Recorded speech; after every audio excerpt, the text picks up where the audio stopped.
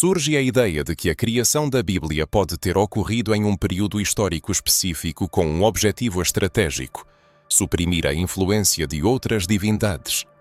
Tal afirmação pode parecer excessivamente ousada, mas vale a pena considerar a hipótese de que essa supressão intencional foi direcionada precisamente contra os deuses africanos. Essas entidades ancestrais, reverenciadas por milénios em rituais, cânticos, danças e profundas práticas espirituais, hoje representam para muitos apenas ecos indistintos do passado ou lendas que caíram no esquecimento. De fato, o que aconteceu com essas divindades majestosas que reinaram na consciência coletiva de civilizações inteiras muito antes do advento do cristianismo? Porque, ao estudar a Bíblia, a pessoa praticamente não encontra menções a elas. Elas foram completamente banidas da memória, substituídas por novas imagens ou intencionalmente demonizadas. Essa questão, sem dúvida, deve intrigar todo pesquisador, pois por trás dela se esconde um dos mais profundos e significativos mistérios espirituais já ocultos nos anais da humanidade. O desaparecimento dos deuses africanos não foi de forma alguma uma coincidência. Por trás disso, há uma página desconhecida da história, um acordo tácito, uma complexa construção espiritual política que, em última análise, moldou o que hoje é chamado de fé, doutrina e verdade bíblica. Nesta narrativa, o leitor encontrará testemunhos históricos raramente abordados, insights que raramente são iluminados em estudos bíblicos convencionais, bem como paralelos espirituais fundamentais entre a rica herança africana e os primeiros escritos das Sagradas Escrituras. O material apresentado não é trivial e a pessoa não está aqui por acaso. Talvez alguém já tenha se perguntado por que tantos elementos espirituais africanos são completamente ignorados ou demonizados pelos sistemas religiosos dominantes. Já notou como as divindades de outras culturas encontram seu reflexo ou interpretação na Bíblia, enquanto os deuses africanos parecem simplesmente não existir? Eles foram entregues ao esquecimento pela história, ou foram intencionalmente apagados por um sistema que buscava monopolizar a autoridade espiritual? Por muitos séculos, os povos africanos mantiveram uma comunicação direta com suas divindades. Não precisavam de santuários monumentais de pedra ou textos sagrados registrados por cronistas de terras estrangeiras. Suas conexões espirituais eram vitais, profundamente enraizadas na cultura tribal, incorporadas em práticas corporais e extremamente intensas. Isso possuía uma força colossal, talvez até um poder excessivo, para que uma nova e emergente paradigma religioso pudesse permitir sua continuidade.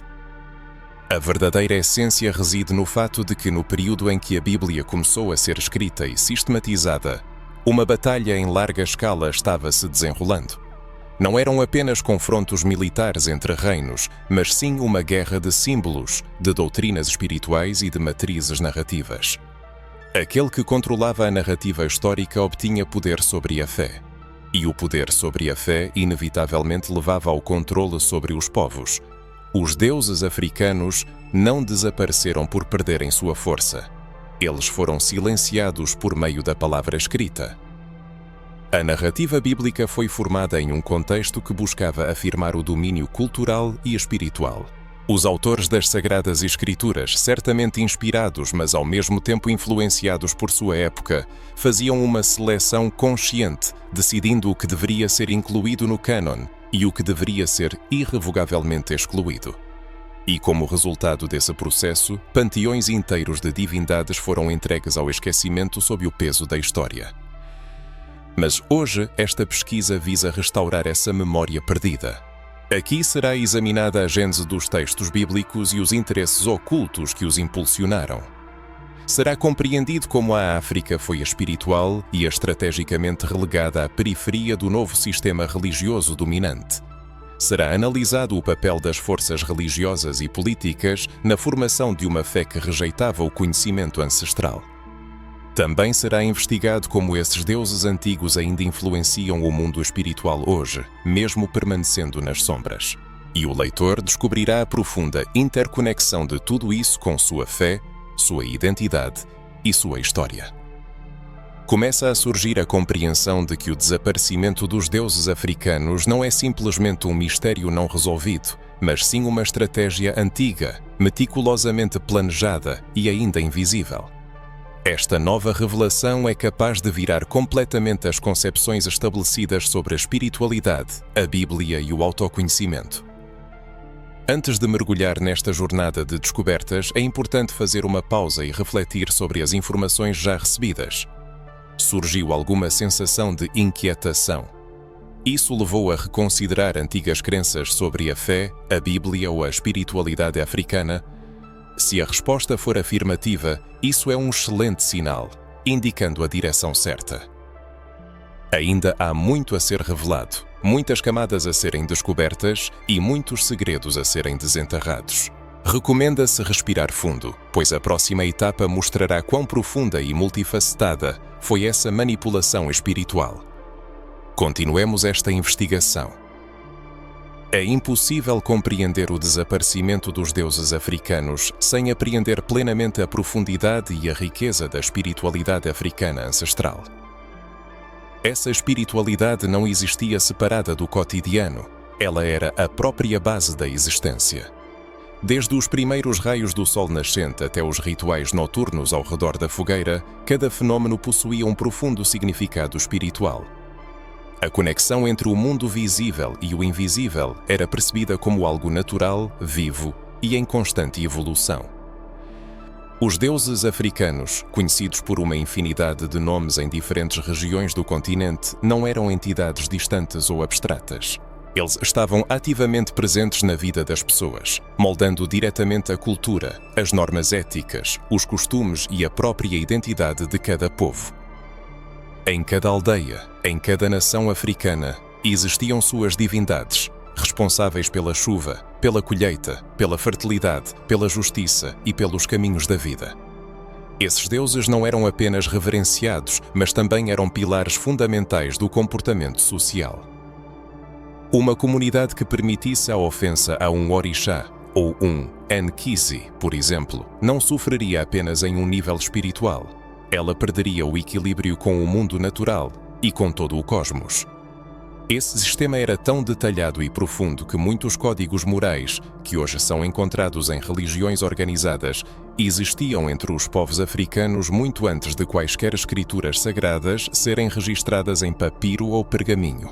O respeito aos mais velhos, o valor da palavra, a ajuda mútua entre os membros da tribo, o cuidado com a terra, a compreensão cíclica da vida, tudo isso provinha da orientação espiritual concedida por essas divindades. A sabedoria dos ancestrais deuses determinava os caminhos da comunidade. Eles eram sentidos no som dos tambores, no movimento dos corpos, no aroma das ervas, no silêncio dos rituais. Sua presença era sentida nas histórias transmitidas pelos anciãos, histórias que não eram escritas, mas viviam na memória coletiva de um povo inteiro. É aqui que reside o aspecto central desse grande apagamento. A tradição africana era, por sua natureza, oral. O conhecimento era transmitido de geração em geração por meio da fala, através da experiência vivida e direta. Não havia a obsessão pela escrita, que mais tarde se tornaria característica dos contextos hebraico e greco-romano. E isso, aos olhos das potências dominantes que valorizavam o texto, os documentos e as cartas, era considerado um sinal de inferioridade. No entanto, isso foi um julgamento equivocado. A oralidade não era um sinal de atraso, era um sinal de fluidez, de presença viva. Cada história contada ao redor da fogueira era um ato de transmissão espiritual. Cada canção, cada dança, cada símbolo desenhado na pele ou na terra representava uma Bíblia viva e pulsante. Da Bíblia dominante. No início de sua formação e estabelecimento, a Bíblia surgiu em um contexto onde a escrita servia como a encarnação do poder. O ato de escrever era equivalente ao controle. Aquilo que tomava forma no pergaminho ou papiro era reverenciado como verdadeiro, inquestionável, eterno. Tudo o que não era fixado por escrito era, com desdém, rejeitado como superstição, idolatria ou prática primitiva. Assim, o ilimitado patrimônio espiritual da África, que não estava contido em livros mas vivia no corpo e na alma de seus povos, acabou sendo entregue ao esquecimento. não foi reconhecido dentro do novo paradigma imposto, não por falta de profundidade, mas porque não se encaixava na lógica de um mundo que se reestruturava em torno de um novo centro de poder: o texto sagrado. É aqui que se inicia o processo de esquecimento, um esquecimento imposto pela força. Os deuses africanos não deixaram de existir por perderem seu poder, mas porque a lógica da nova religião, que ganhava força e posteriormente se tornou dominante no Ocidente, simplesmente ignorava tudo o que não se encaixava em seus próprios moldes. A espiritualidade africana era muito complexa, muito orgânica, muito multifacetada para ser reduzida a um único livro com capítulos, versículos e doutrinas. O mundo espiritual da África consistia em ritmos, mitos abertos e imagens em constante mudança. Como isso poderia ser contido em um texto linear? Não foi um erro inofensivo, foi uma escolha consciente. E essa escolha moldou séculos de ignorância, preconceito e apagamento da memória cultural. À medida que a Bíblia ganhava o status de única verdade, os testemunhos da espiritualidade africana se dissolviam nas mãos de missionários, conquistadores e até mesmo intelectuais que não podiam ou não queriam compreender o que não estava fixado em tinta. Aquilo que era transmitido pela voz, pela dança, através de visões espirituais era chamado de mito, paganismo, demônio. Não importava quão antigas, eficazes ou profundas fossem essas práticas. O que não estava no livro não era considerado verdadeiro. E é impressionante o quão eficaz essa abordagem se mostrou, mesmo hoje no século XXI. Existem aqueles que sinceramente acreditam que os deuses africanos são ficções ou, pior ainda, manifestações do mal. Há também aqueles que, ao ler a Bíblia, não percebem que ela foi formada em um mundo já repleto de outras divindades, muitas delas africanas, e que foram ignoradas ou assimiladas de forma distorcida. Os nomes desapareceram. Os rostos foram apagados, mas sua presença permanece, pois a verdadeira espiritualidade não pode ser destruída pelo papel. Ela ecoa no sangue, na memória e no inconsciente coletivo. Mas o mundo moderno foi programado para acreditar apenas no que é escrito. As histórias dos deuses africanos foram escondidas, sussurradas apenas em lugares secretos, preservadas em sigilo, mascaradas em tradições sincréticas que sobreviveram à escravidão, à colonização e à imposição religiosa. Você vê o que está em jogo aqui? Não estamos falando apenas de história antiga. Estamos falando de uma espiritualidade que permanece viva, mas foi marginalizada. Estamos falando de uma sabedoria que ainda é capaz de transformar vidas, mas foi classificada como perigosa simplesmente porque não se encaixa nos limites de um único livro. Assim, quando afirmamos que os deuses africanos desapareceram com o surgimento da Bíblia, na verdade queremos dizer que houve um plano deliberado para impedir que você ouvisse sobre eles, para não permitir que você conhecesse suas histórias, para não lhe dar acesso ao seu poder, para fazer com que você se envergonhasse de suas raízes. Pois uma pessoa separada de seus ancestrais é muito mais fácil de controlar espiritualmente. A cura espiritual talvez já comece a ser sentida. Algo dentro da pessoa, como se despertasse de um sono, se move, lembrando-se do que foi há muito esquecido. Este é um sinal favorável, indicando o caminho certo, pois a restauração dessa memória é um ato de cura, uma forma de resistência e uma espiritualidade ativa. No entanto, muito ainda precisa ser revelado. É preciso entender como esse apagamento ocorreu sistematicamente, como impérios, religiões e colonizadores usaram a Bíblia como ferramenta de supressão. A demonização das divindades africanas não foi apenas um ato teológico, mas também um passo político, cultural e estratégico. São esses aspectos que serão explorados na próxima parte. A prontidão para esta investigação é essencial. A espiritualidade africana, rica, vibrante e ancestral, foi gradualmente empurrada para as sombras, não por ser inferior a outras, mas por não se adequar ao formato dos impérios que impunham sua narrativa. É aqui que começa uma parte essencial desta jornada, o surgimento da escrita hebraica e a criação dos primeiros textos que posteriormente formaram a Bíblia que conhecemos hoje.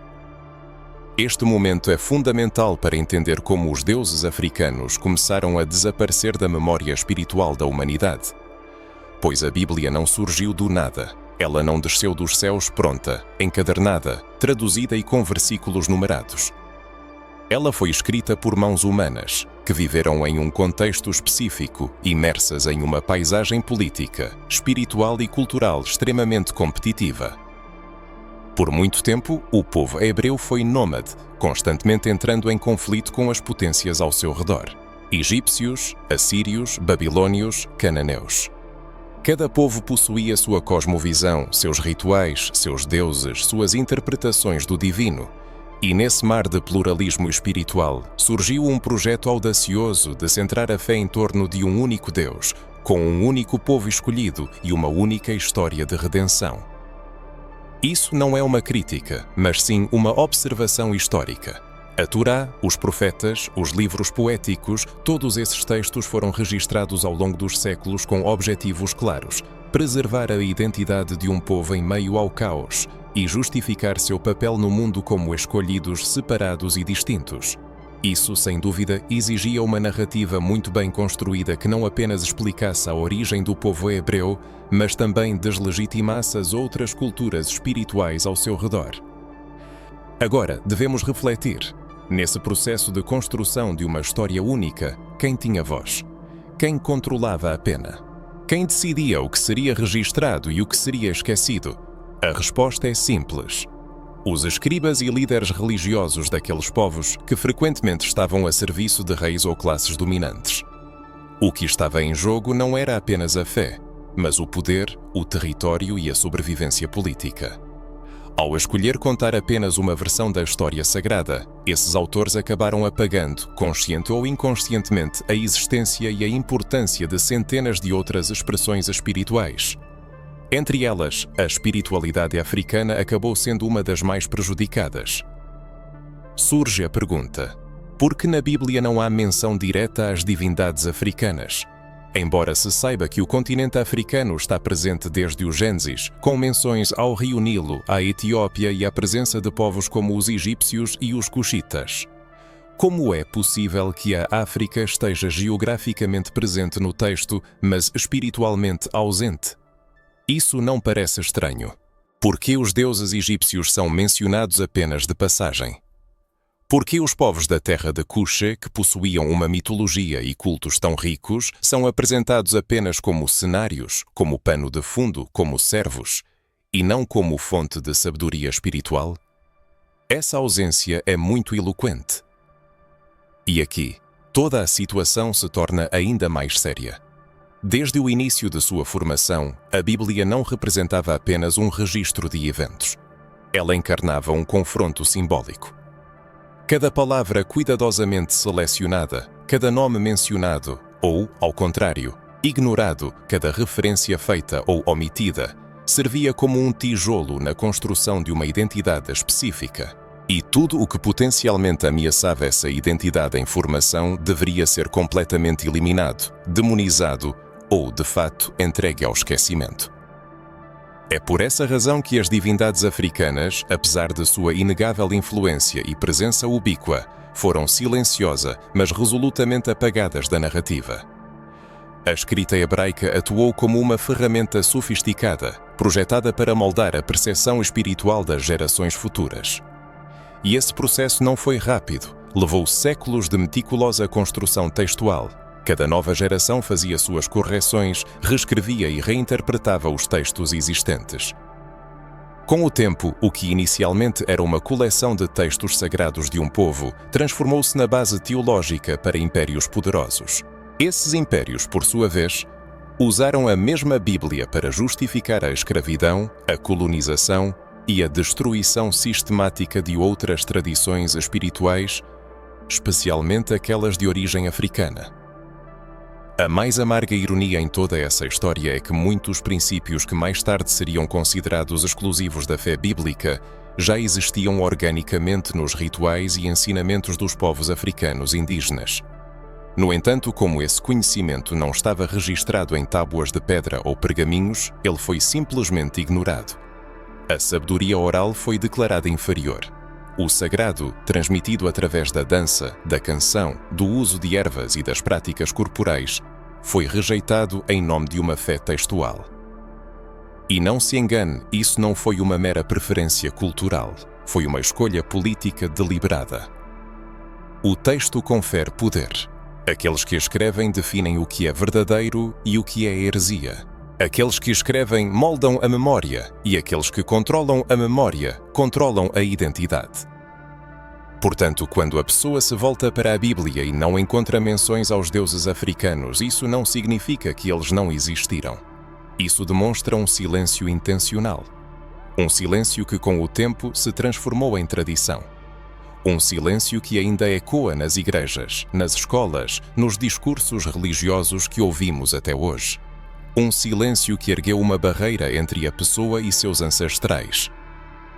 Esse apagamento não foi apenas um ato religioso. Ele foi cultural, psicológico e espiritual.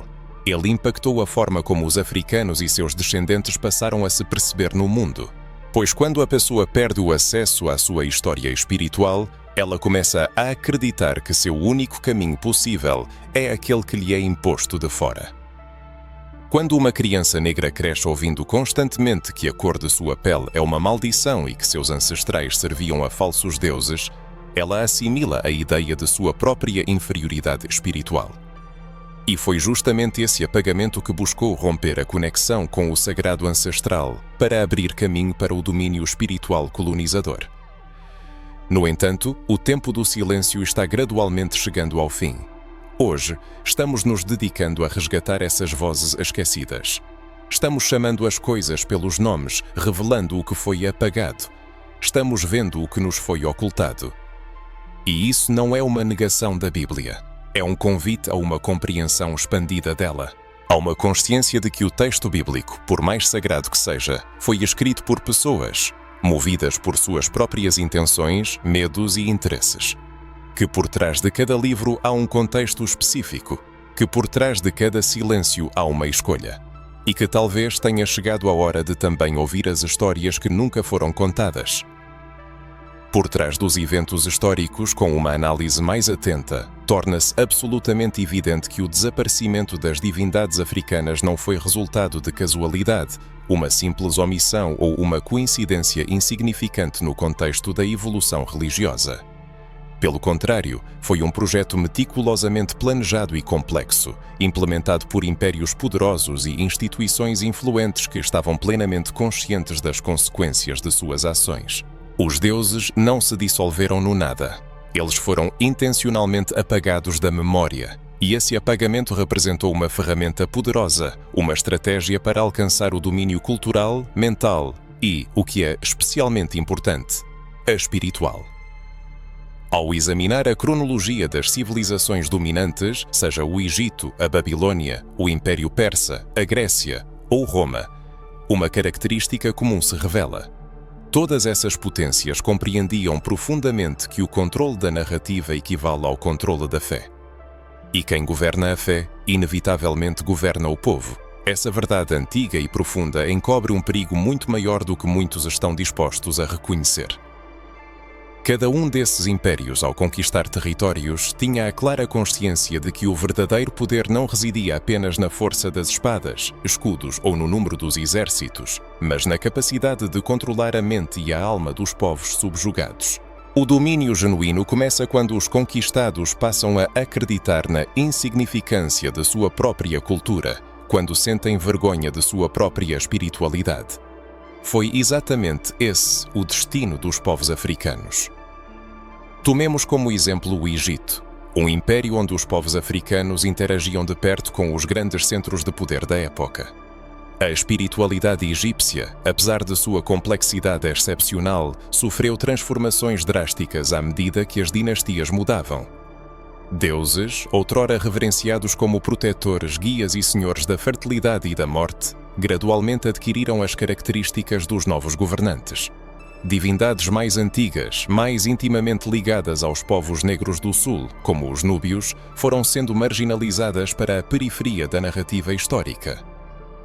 Com o surgimento do Império Babilônico no cenário histórico, observamos a formação de um novo nível de apagamento. Esse império não apenas aniquilava os povos conquistados, mas também os assimilava ativamente. Ele selecionava elementos de suas culturas, os distorcia, reescrevia e apagava impiedosamente tudo o que considerava insignificante. Os registros eram gravados em pedra, em tábuas de argila, e apenas escribas e sacerdotes das classes dominantes tinham acesso privilegiado à informação registrada. A tradição oral, por sua vez, era estigmatizada como primitiva. O que não era registrado parecia simplesmente deixar de existir. Foi nesse momento que Roma entrou em cena. Roma talvez tenha sido o império mais sofisticado em sua estratégia de apagamento, pois dominava não apenas pela força militar e influência política, mas também pela religião. O Império Romano compreendia perfeitamente que, para alcançar um domínio duradouro, era necessário penetrar nas bases espirituais mais profundas de um povo. E foi exatamente isso que eles fizeram. Quando o cristianismo começou a se espalhar, Roma viu nele a oportunidade de transformar uma mensagem revolucionária em um instrumento de poder. O que era inicialmente uma fé transformou-se em política de Estado. E quando isso acontece, a espiritualidade inevitavelmente se transforma em um instrumento de manipulação em massa. Nesse momento, o apagamento cultural deixou de ser apenas uma consequência de guerras e tornou-se um projeto organizado. Povos que possuíam suas próprias divindades, cosmologias e tradições espirituais passaram a ser estigmatizados como pagãos, hereges e adoradores de demónios. O mais trágico é que esse processo não ocorreu apenas nos campos de batalha. Ele desenrolou-se nas escolas, nos templos, nos discursos públicos. Gradualmente, uma narrativa única foi imposta, e tudo o que não se encaixava nela era silenciado ou ridicularizado. A espiritualidade africana foi uma das mais atacadas nesse processo. E isso aconteceu não porque fosse fraca, mas ao contrário, porque era demasiadamente forte. Ela conectava as pessoas à natureza, aos seus ancestrais, ao ciclo da vida e da morte de uma forma que era impossível de controlar facilmente. Era uma espiritualidade livre, intuitiva, orgânica, que não se encaixava nos dogmas que os impérios buscavam impor. Frequentemente surge a pergunta: por que a imagem do africano está tão fortemente ligada à noção de ignorância espiritual? Porque, por muitos séculos, foi afirmado que os povos da África precisavam de evangelização. Quem ousou declarar que eles estavam perdidos? Quem exatamente invalidou sua espiritualidade? A resposta é simples. Foram os mesmos indivíduos que escreveram extensas obras, ergueram impérios poderosos, fundaram igrejas e formularam doutrinas dogmáticas. E sobre isso é preciso falar com inabalável coragem, pois os ecos desse processo ressoam claramente até os dias de hoje. Ainda existem indivíduos convencidos de que um orixá é um demónio, que a veneração aos ancestrais é feitiçaria e que toda a espiritualidade africana não passa de superstição. Tal percepção não é de forma alguma acidental. Ela é uma consequência direta de séculos de doutrinação, apagamento sistemático da memória cultural e profunda colonização espiritual. Esse tipo de colonização não se limita à tomada de territórios físicos. Ele penetra mais fundo, arrancando o sagrado da própria alma humana. Força o indivíduo a se ver com desprezo, fazendo-o rejeitar suas próprias raízes e herança. E é nisso que reside o golpe mais cruel. Os colonizadores fizeram o africano esquecer quem ele realmente era. Eles agiram não com armas, mas com palavras, livros, narrativas onipresentes, a repetição incansável da ideia de que existe apenas um único caminho para Deus. Qualquer desvio desse caminho era declarado amaldiçoado e tudo o que era ancestral, um sinal de atraso. Assim, geração após geração, o poder dos deuses africanos foi incessantemente apagado dos altares, dos livros dos sermões e até mesmo da memória de seus próprios descendentes. No entanto, é impossível apagar o que possui natureza eterna. É impossível destruir o que está gravado na própria essência de um povo. Por mais que os impérios tentassem, por mais histórias que reescrevessem, por mais pergaminhos que queimassem e santuários que destruíssem, a espiritualidade africana sobreviveu. Ela perdurou nas melodias dos cânticos, nos ritmos pulsantes dos tambores, nas danças expressivas, nos nomes dados às crianças, nos segredos transmitidos pela linhagem feminina da família, nos símbolos habilmente ocultos nas vestimentas, nos olhos que choram sem saber a verdadeira razão, mas choram por tudo o que foi esquecido. E é por isso que estão aqui, para lembrar, restaurar, reinterpretar a história através de outra lente, questionar o que lhes foi apresentado como verdade absoluta, dar voz aos que foram silenciados e demonstrar que a fé não precisa de controle para ser autêntica. Que o divino não se restringe a uma única cultura. Que a presença de Deus se manifesta de inúmeras formas. E uma delas, talvez uma das mais antigas, é o que continua a viver na espiritualidade africana.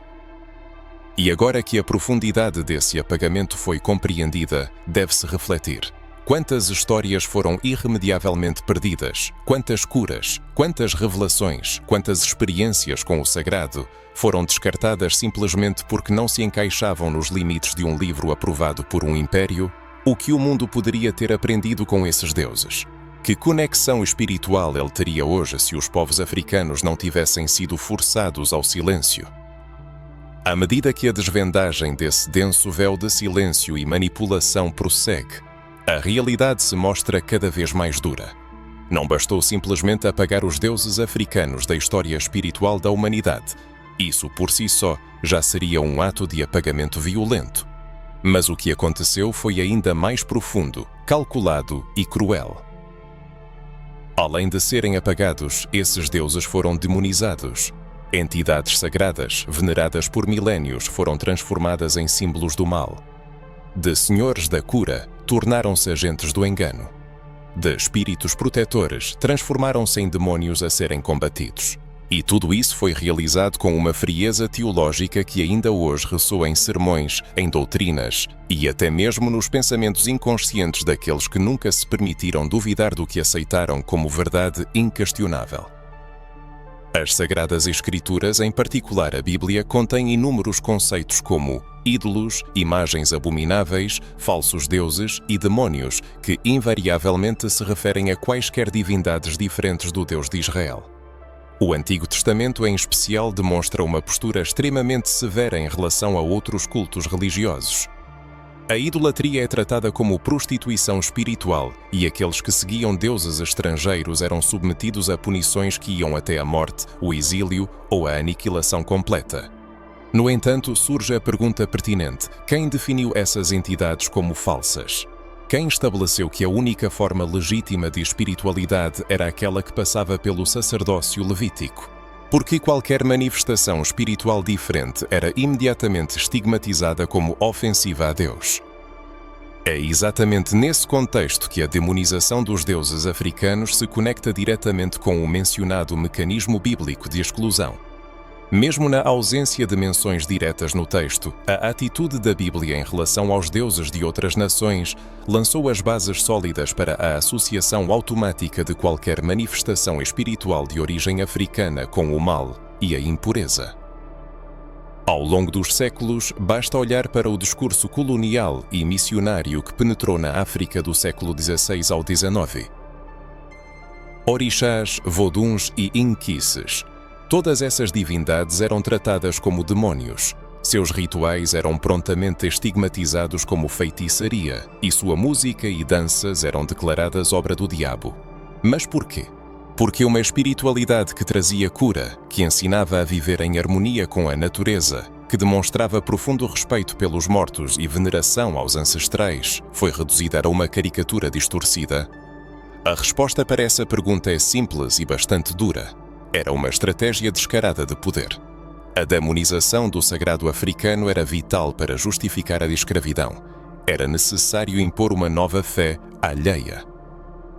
Era preciso destruir o que o povo guardava de mais íntimo e incomprometível, sua profunda conexão com o mundo invisível. E quanto mais se espalhava a ideia de que os deuses africanos eram demónios, mais fácil se tornava convencer os escravizados de que sua verdadeira salvação viria apenas se eles renunciassem completamente às suas raízes espirituais ancestrais. Essa manipulação não era apenas religiosa, era mental, emocional e espiritual. Ela virou um povo inteiro contra si mesmo. E esse eco ainda ressoa hoje, quando muitos descendentes da diáspora sentem medo ou vergonha ao se aproximar de suas raízes espirituais ancestrais. No entanto, não se deve supor que algo semelhante ocorreu exclusivamente com os povos africanos.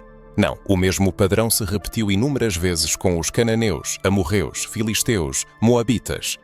Todos esses povos possuíam suas próprias divindades, suas histórias únicas, mitos e símbolos sagrados.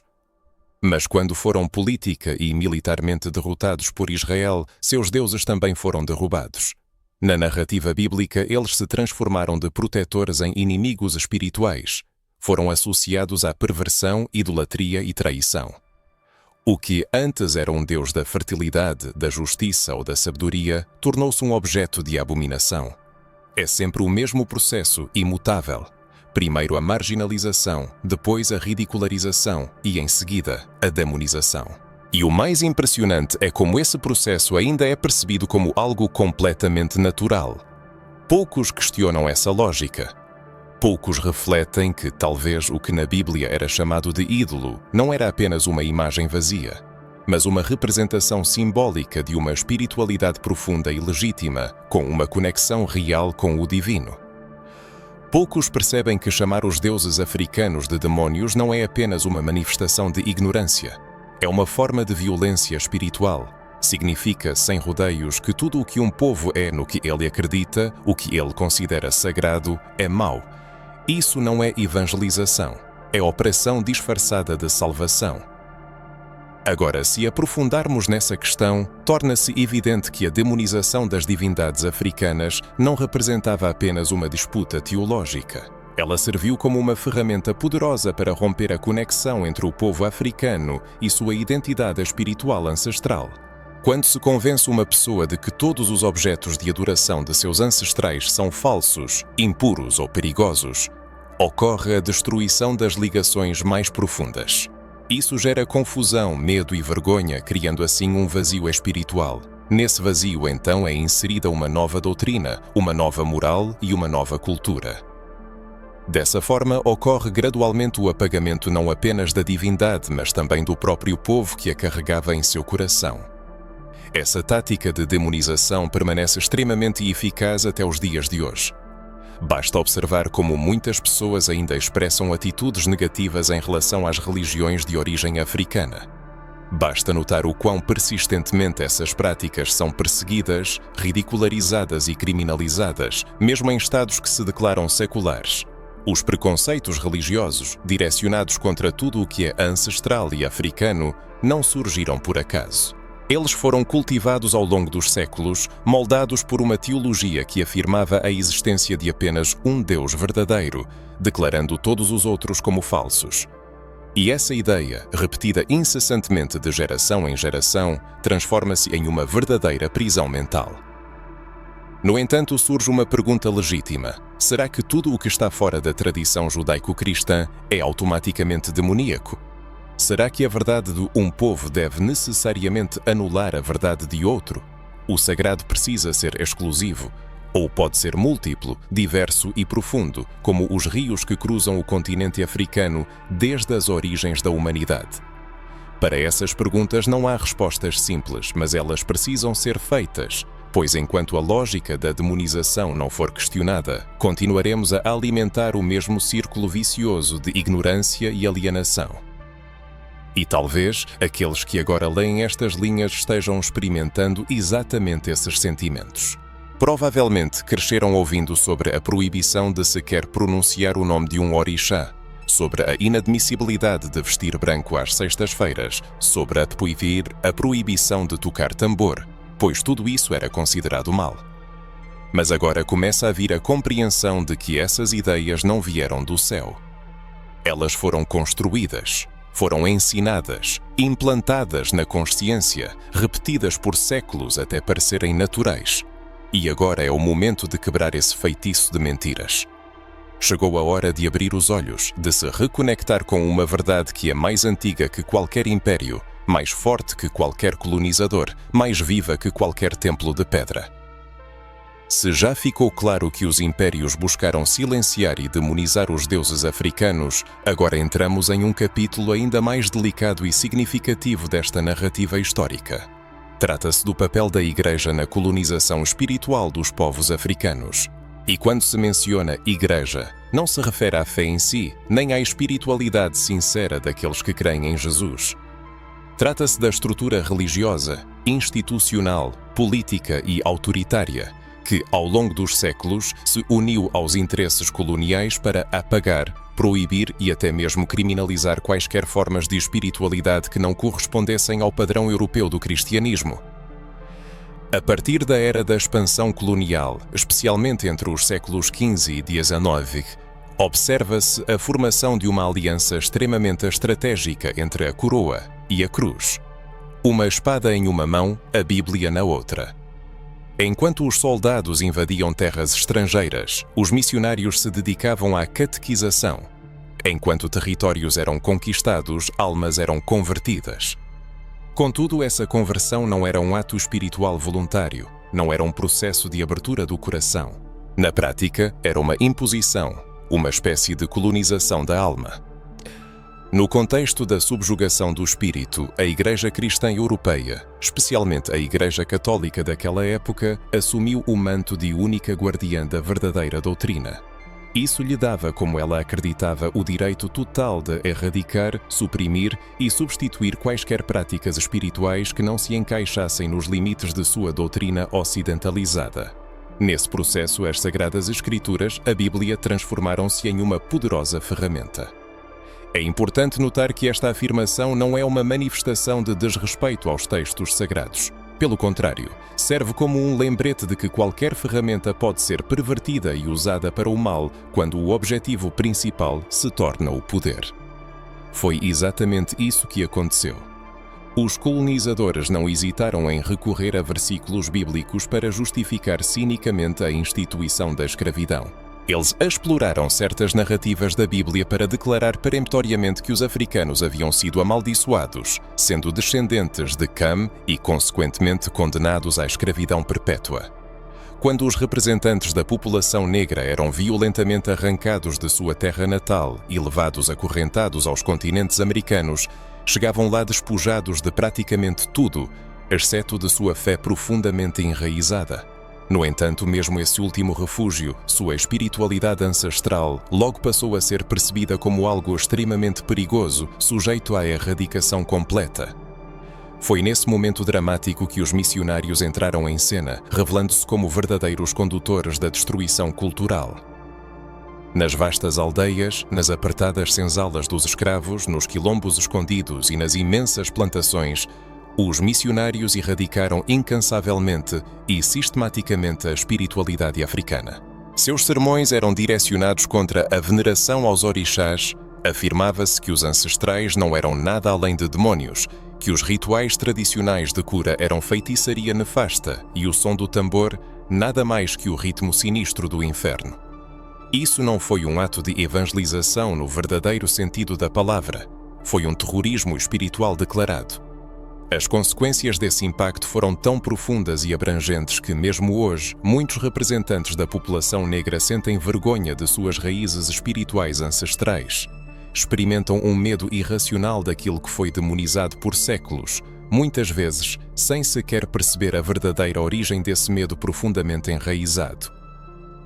Contudo, a estratégia de controle não se limitou apenas ao impacto verbal. Um sermão persuasivo por si só não era suficiente para subjugar completamente a consciência das pessoas. Era necessária uma arma mais poderosa, a base legislativa. Assim, em várias colónias foram desenvolvidos e implementados códigos coloniais e também promulgadas leis que proibiam direta e categoricamente quaisquer cultos africanos. Em inúmeras regiões, a invocação dos ancestrais passou a ser considerada crime. O uso de roupas brancas em certos dias da semana também se enquadrava na lei. Acender uma vela, tocar um tambor ritmicamente ou mesmo uma modesta oferenda, tudo isso era qualificado como crime. As práticas espirituais africanas, no geral, foram equiparadas a atos criminosos.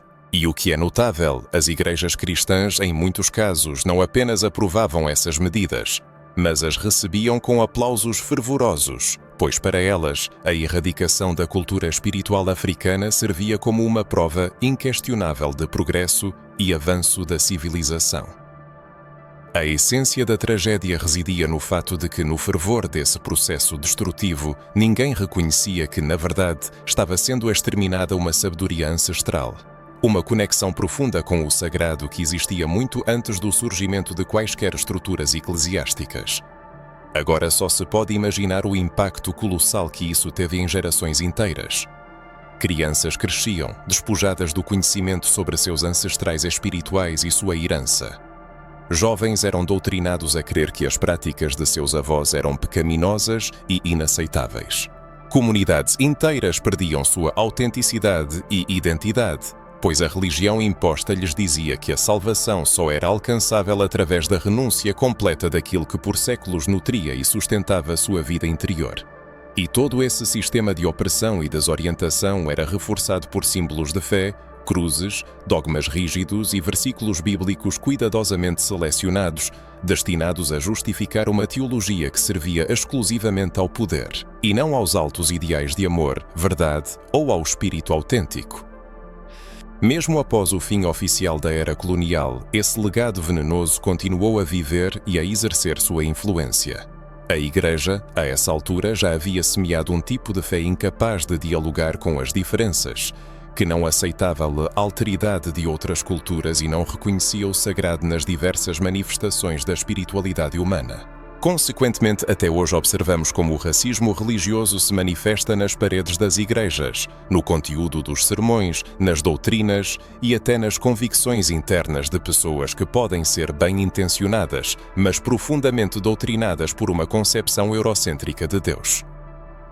Surge então a pergunta lógica: seria este o verdadeiro Deus? Um Deus que exige que o ser humano negue sua própria história, apague suas raízes, renegue seus símbolos, seus ancestrais, sua maneira única de se conectar com o mundo invisível. Ou a verdadeira espiritualidade é muito mais ampla, incomparavelmente mais diversa, significativamente mais viva do que aquilo que foi artificialmente institucionalizado ao longo dos séculos de colonização. É para essa profunda reflexão que este vídeo convida. Seu objetivo não é de forma alguma atacar a fé cristã em si, mas apenas demonstrar como ela foi usada como um poderoso instrumento de opressão. Pois o verdadeiro problema não reside na fé em si, mas em como ela foi distorcida, manipulada e reformatada para servir aos interesses egoístas daqueles que buscavam dominação, controle e enriquecimento à custa da escravização das almas de outras pessoas. É por isso que o retorno à espiritualidade ancestral africana não é um capricho passageiro, nem um ato de rebeldia. É antes um profundo ato de retribuição espiritual, um genuíno retorno às origens, uma reconciliação com o que um dia foi rejeitado, mas que sempre pulsou nas profundezas do ser humano, ainda que oculto aos olhos alheios. Talvez agora se torne evidente porque, mesmo após séculos de tentativas incansáveis de erradicar as religiões de origem africana, elas não apenas sobreviveram, mas continuam a prosperar. Porque os orixás ainda são reverenciados, porque o toque dos tambores não se cala, porque os ancestrais permanecem objeto de culto e porque a verdadeira espiritualidade, em sua essência, não pode ser destruída, mas apenas temporariamente mergulhada no esquecimento. Hoje testemunhamos um despertar em massa. Muitas pessoas percebem a profundidade do engano, compreendem que foram ensinadas a rejeitar a si mesmas e buscam ativamente respostas para questões prementes. E quando esse processo se inicia, nenhum império, nenhuma doutrina, nenhum esforço missionário é capaz de deter o despertar da alma humana.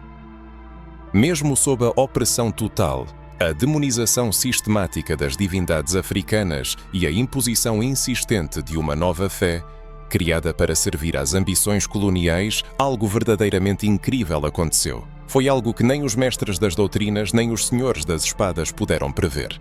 Nos recantos mais escondidos, nas vielas estreitas, nos quintais e nos sussurros entre os escravizados, um movimento silencioso, mas extraordinariamente poderoso, estava nascendo. Pois a verdadeira espiritualidade, nascida da alma e do sangue, não se dobra às doutrinas e não pode ser destruída pela violência. Aconteceu que nem mesmo o silêncio forçado conseguiu abafar a resistência espiritual, que floresceu como uma chama inextinguível. O povo africano, violentamente arrancado de sua terra, separado de suas famílias, privado do direito de falar sua língua materna, forçado a ajoelhar-se diante de altares que ignoravam sua história, não se rendeu. Pelo contrário, reagiu.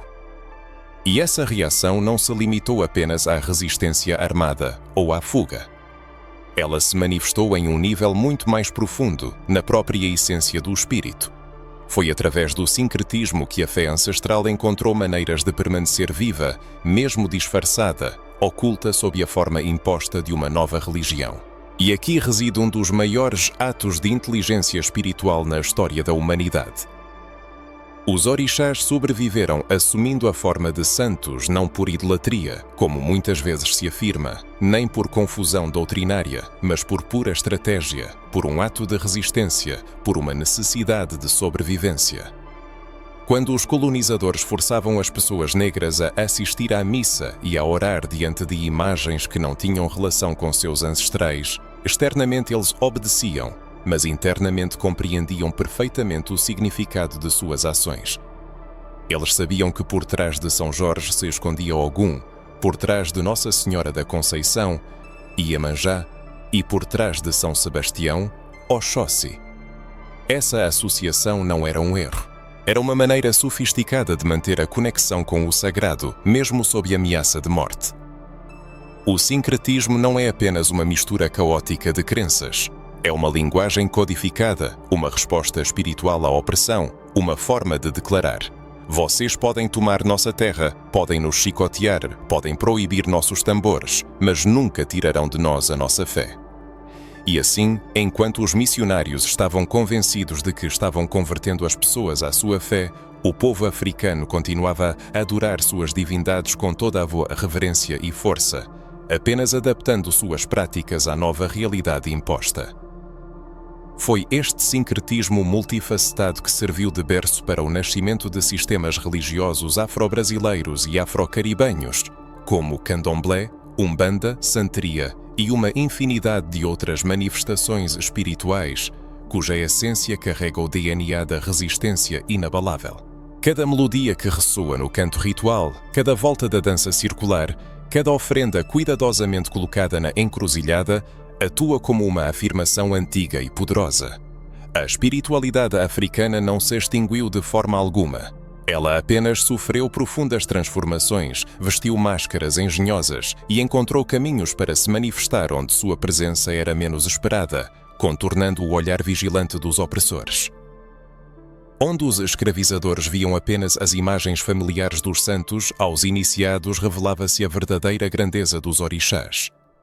Enquanto as pessoas brancas percebiam apenas cruzes, as pessoas negras discerniam nelas símbolos de espadas, folhas vivificantes, águas purificadoras, caminhos invisíveis e tronos majestosos que não se curvavam a nenhum império terreno. Essas crenças não surgiram como meras alternativas às religiões dominantes. Elas surgiram como uma âncora salvadora, como uma forma vital de restaurar a conexão violentamente rompida entre um povo e suas mais profundas origens espirituais.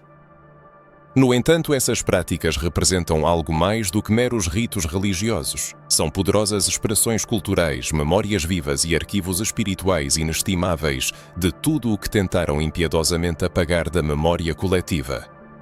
Quando um filho de santo entra em transe, quando uma mãe de santo prepara com esmero um banho de ervas curativas, quando uma comunidade inteira se reúne para celebrar um xiré, isso não é apenas a execução de um ritual. É a reprodução viva de uma história secular que conseguiu resistir ao silêncio, aos horrores da escravidão, aos preconceitos onipresentes e às incessantes tentativas de aniquilação total. É de suma importância compreender que tal fenómeno não ocorreu apenas no território brasileiro. Em Cuba, Haiti, República Dominicana, Colômbia, em toda a parte onde o povo africano foi violentamente deslocado de suas terras ancestrais, a espiritualidade ancestral renasceu sob uma infinidade de nomes diferentes e em formas adaptadas, sempre, no entanto, mantendo sua essência imutável e profunda. Era uma conexão inquebrável com os orixás, com os voduns, com os nquisis, com um panteão inteiro de ancestrais que nunca deixaram de proteger, instruir e guiar seus descendentes. A diáspora africana, como um semeador, espalhou sementes de uma fé indestrutível que germinaram e deram frutos poderosos onde sua aparição parecia menos provável. E, no entanto, apesar de sua resiliência, essa resistência espiritual foi constantemente marginalizada. O sincretismo, que em sua essência deveria ser estudado como um fenômeno de profunda sabedoria e adaptabilidade espiritual, foi, em vez disso, tratado como heresia, como uma mistura caótica ou uma fusão equivocada de elementos. Muitos ainda são incapazes de ver a verdadeira beleza dessa adaptação espiritual, a força poderosa do significado oculto, a genialidade de preservar uma tradição viva sob o olhar incessante e vigilante do opressor. Essa circunstância apenas ressalta o quanto ainda temos a aprender, a compreender e a desconstruir em nossa percepção do mundo.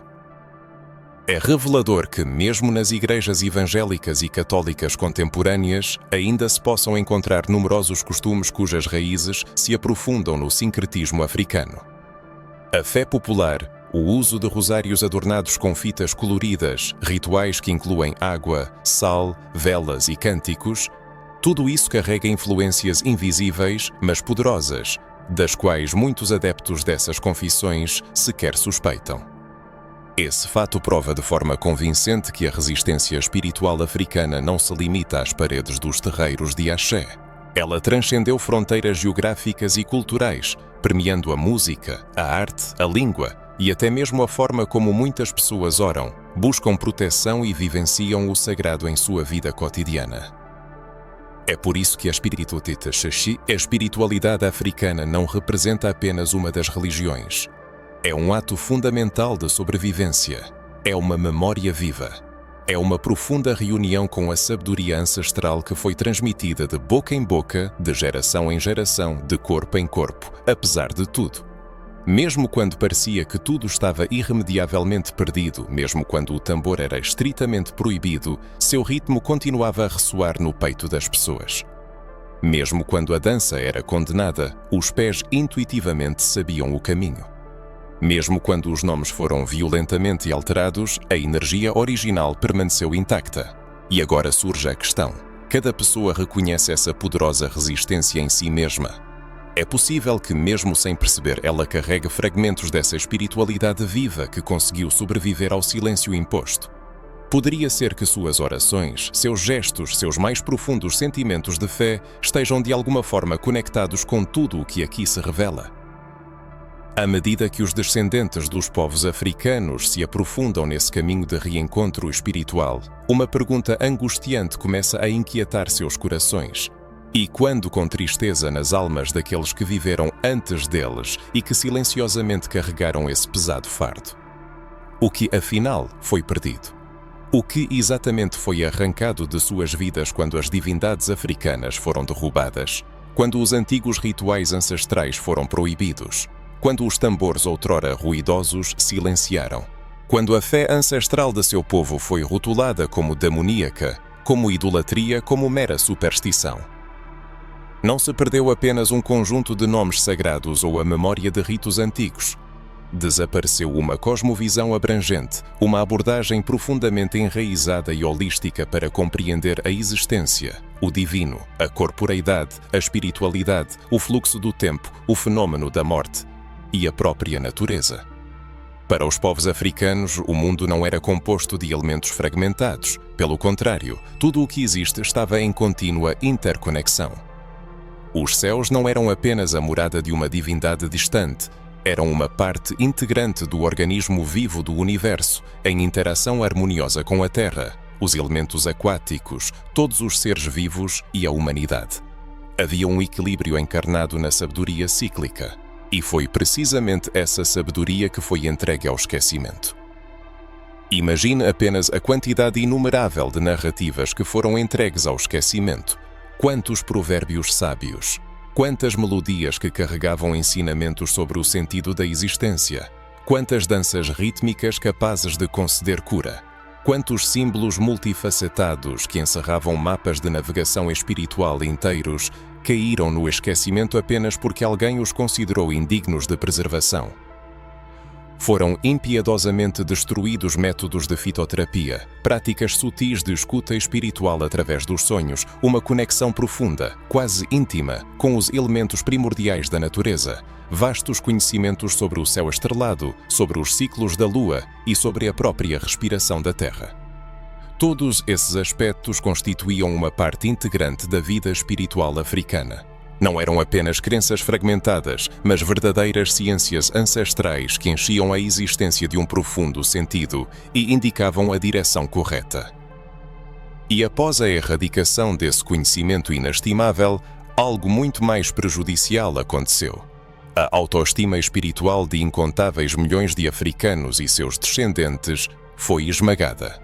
Quando, ao longo de muitos séculos, um povo é insistentemente ensinado que sua fé ancestral é deficiente, que suas divindades são sinistras, que seus rituais são errôneos, que seus corpos físicos são profanados e que a cor de sua pele é uma maldição, essas pessoas inevitavelmente começam a se convencer de sua própria inutilidade. Elas chegam à autonegação, e esse impacto vai muito além das meras convicções religiosas. É uma ferida profunda e incurável que se instala firmemente nas profundezas da alma. É um vazio que gera confusão interminável, insegurança agonizante e medo avassalador. É uma ruptura fundamental com a sua essência mais autêntica. Milhões de pessoas de pele escura de cela escura foram criadas na crença de que suas raízes ancestrais escondiam perigo. Foi-lhes incutido que qualquer recurso à sua herança espiritual equivalia a uma apostasia de Deus. Assim perderam a conexão vivificante com uma fonte inesgotável de força interior, que poderia curar seus profundos sofrimentos, fortalecer sua verdadeira identidade e indicar o caminho certo na vida. Inúmeras dessas pessoas sentiram algo dentro delas que ansiava por expressão, mas que foi impiedosamente suprimido por um sentimento avassalador de culpa, um medo paralisante e uma profunda vergonha espiritual incutidos nelas desde a mais tenra idade. O que foi perdido estende-se muito além dos livros que nunca foram criados. Está contido nos olhos opacos das avós que pararam de transmitir certas histórias aos descendentes. Congelou nas mãos dos pais que já não ensinavam suas crianças as canções antigas. Refletiu-se nos pés que nunca aprenderam as danças sagradas para os orixás. Impregnou o silêncio de famílias que se calaram por medo de serem perseguidas, ridicularizadas ou rotuladas como pessoas más. Essa perda vive nas paredes das igrejas, de onde seus ancestrais foram expulsos. Ela ecoa nas escolas, onde a história africana era apresentada apenas como uma nota de rodapé insignificante, como uma breve observação à margem da vasta crônica das conquistas europeias. Suas conquistas deixaram uma marca indelével. Perdeu-se a profunda conexão com os ancestrais que eram percebidos não apenas como aqueles que partiram, mas como guias espirituais, pilares inabaláveis de memória e sabedoria ancestral. Desapareceu a compreensão sagrada do corpo como um templo vivo, da terra como a mãe primordial e da comunidade como uma extensão sagrada da criação.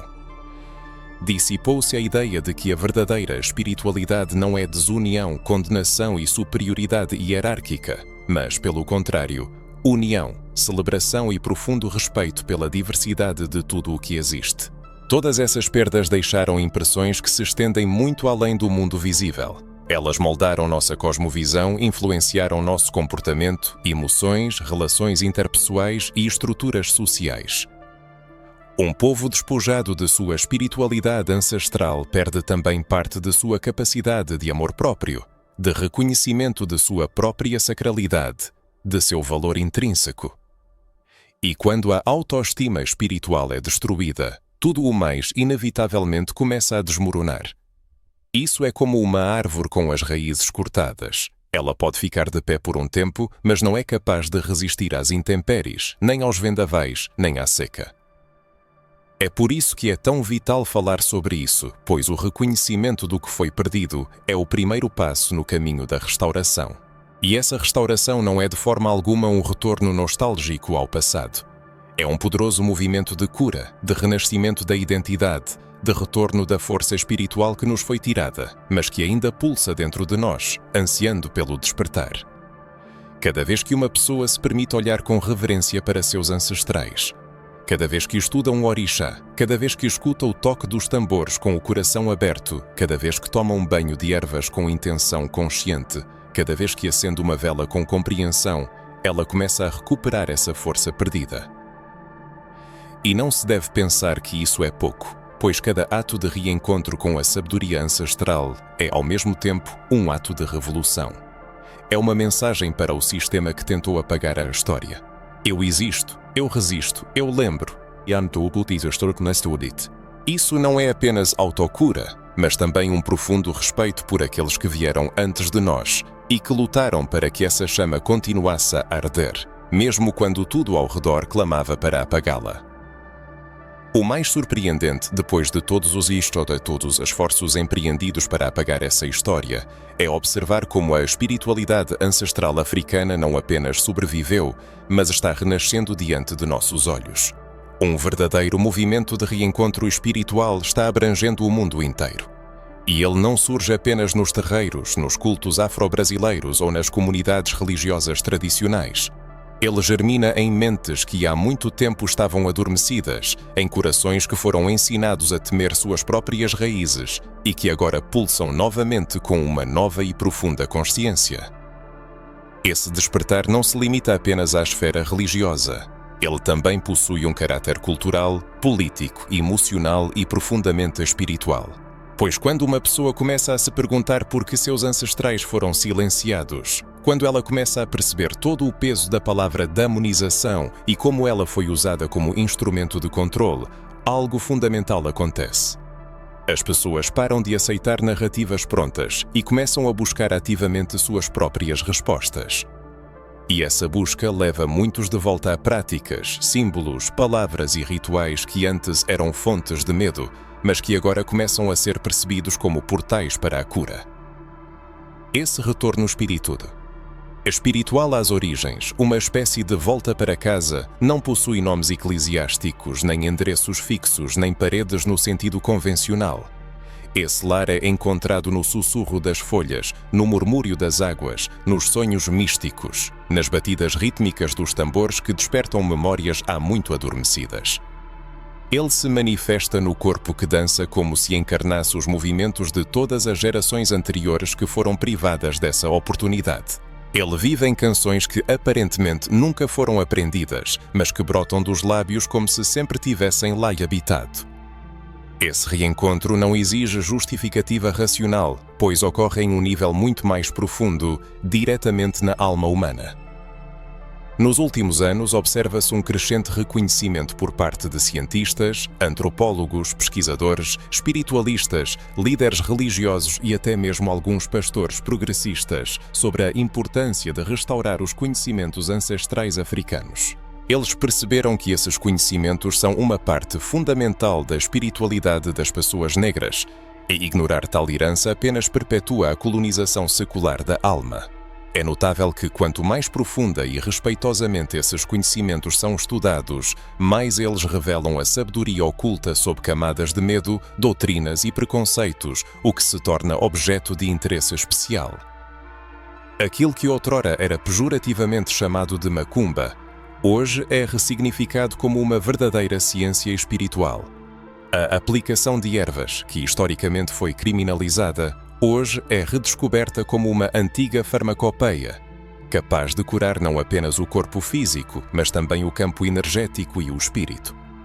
O cuidado com os ciclos naturais, a profunda conexão com os elementos da natureza, o respeito reverente aos ancestrais, todos esses aspectos ressurgem como partes integrantes de uma espiritualidade que nunca foi estática. Ela sempre esteve em movimento, fluindo com o tempo, conseguindo sobreviver mesmo quando a fé nela parecia ter se extinguido. Por que então tantas pessoas hoje buscam as práticas de seus antepassados? A razão reside na compreensão de que a fé que lhes foi oferecida é insuficiente para curar feridas tão antigas. Elas estão cansadas de se sentir culpadas por sua própria essência. Buscam ver-se no espelho da fé e não carregar a imagem de um Deus que as rejeita pela cor da pele, biotipo ou história. Precisam de uma espiritualidade que acolha, não que julgue.